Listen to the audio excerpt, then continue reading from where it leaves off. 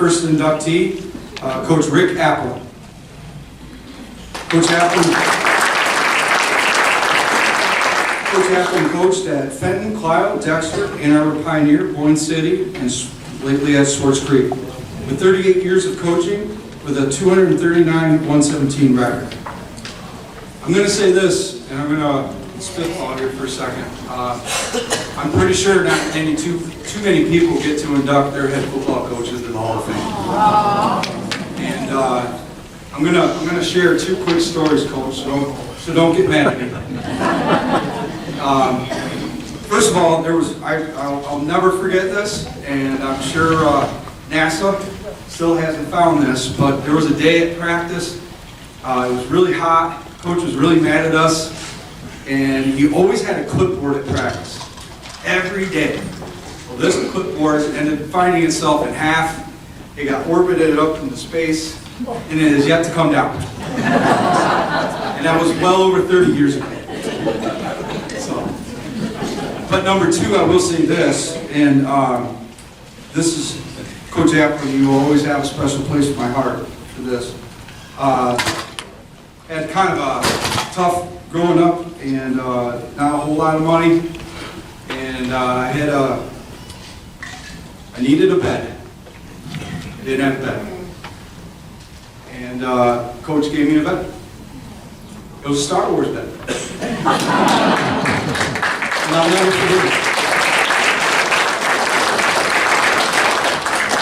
Coach, I know I took a little bit longer on you, but I love you, and I appreciate everything you've ever done for me. Thank you.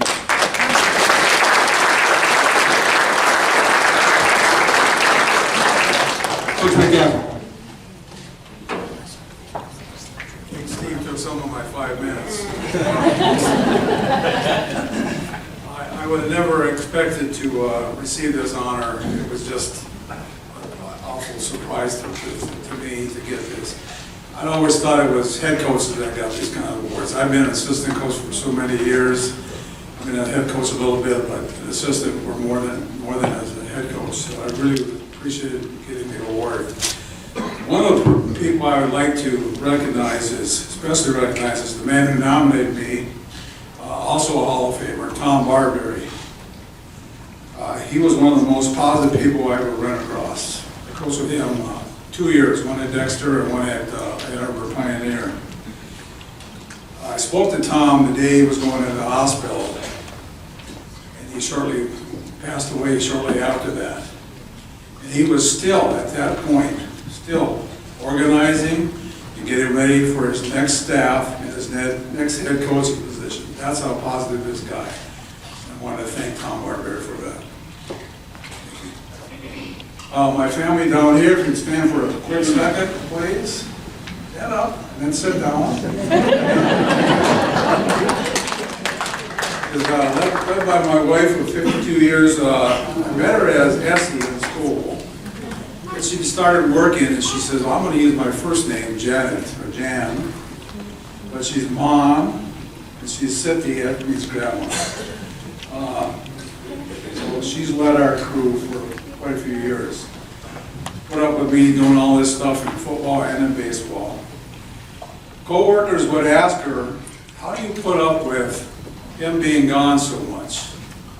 Her response was, I say goodbye at Labor Day and hello at Thanksgiving.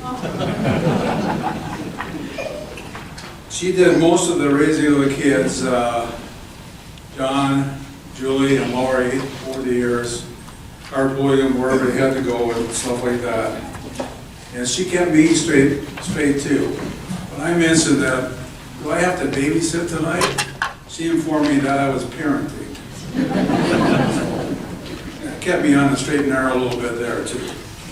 The kids would find that I could get off and focused. I could be sitting watching TV, and if I was working on football or baseball or something like that, it was hard to get my attention.